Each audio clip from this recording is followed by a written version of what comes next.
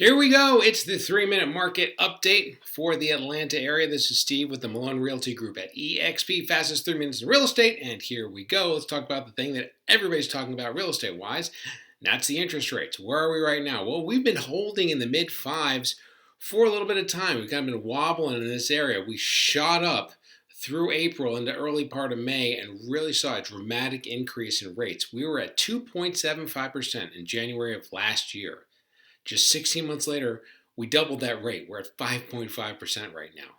So that's the bad news. A lot of buyers are pulling out of the market because they've got fatigue and they can't really afford anything. That being said, the good news is as we look at the 10-year Treasury note, that rate is actually down a little bit. That rate mirrors mortgage rates. With that rate down a little bit from its peak earlier this month, maybe the mortgage rates mirror that. Now, the Feds are talking about more interest rates hikes, so that might have an effect too. But I think right now, mid fives, while it may go up higher than that, I don't know. Right now, it looks like we're going to go substantially higher. Maybe 6 is the ceiling if we get to it. Now, that being said, what does that mean for where we are right now?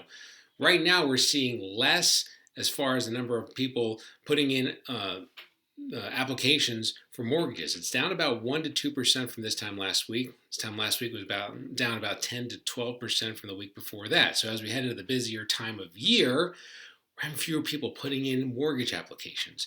So the buyers are starting to pull away. That being said, it's not necessarily a bad thing. It's going to allow for a little bit of breathing of the market. But do know that with less buyers in place, you're not going to have as crazy of a time over these next couple months as it was the last couple months.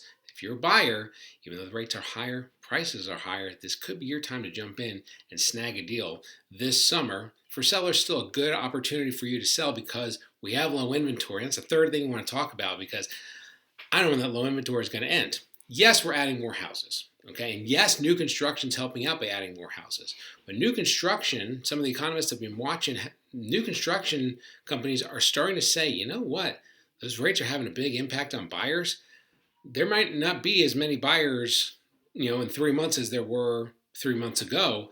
Maybe we need to slow down a little bit. So we could start to see some of these new construction places, especially the middle to end of this year, start to pull back on their construction, not making enough houses.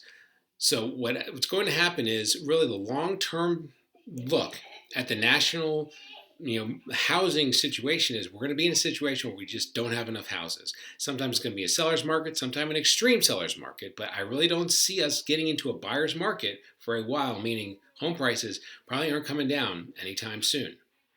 Got out of here in less than 3 minutes. Have a good one.